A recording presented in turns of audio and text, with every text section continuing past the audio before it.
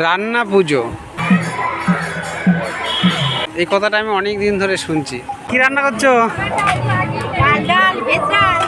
কিন্তু কোনোদিনও দেখিনি।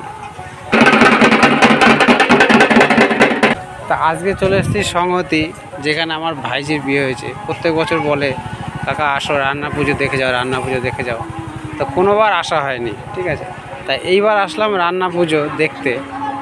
তা দেখে অবাক হয়ে গেলাম, মানে কত মানুষ এক জায়গা হয়ে রান্না করছে। আর তোমরা যে যে দেখো নি, তোমাদের একটু দেখাচ্ছে আজকে রান্না পুজোটা। এই দেখো, এখান থেকে শুরু হয়ে গেছে।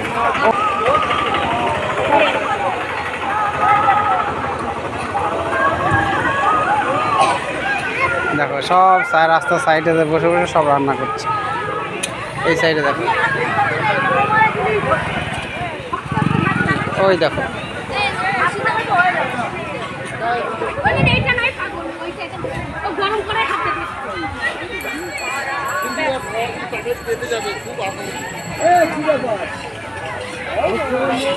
দেখো অনেক দূর এরিয়া নিয়ে সব রান্না হচ্ছে।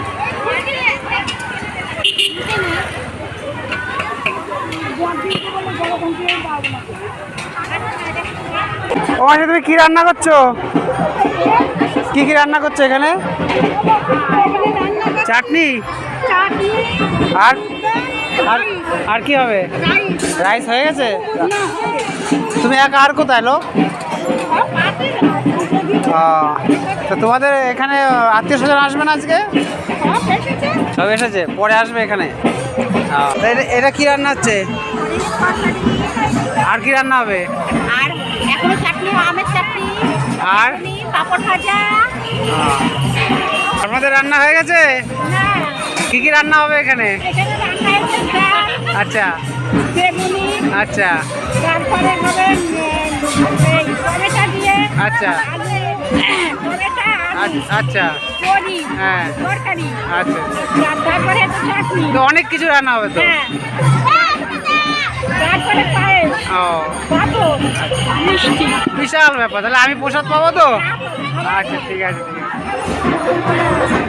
যেখানে রান্না কোনো না নেই, যেই যাবে তার প্রসাদ আছে, ঠিক আছে। হ্যাঁ, শোনে তোমরা যে আসবা এখানে প্রসাদ পেয়ে যাবা, ঠিক আছে।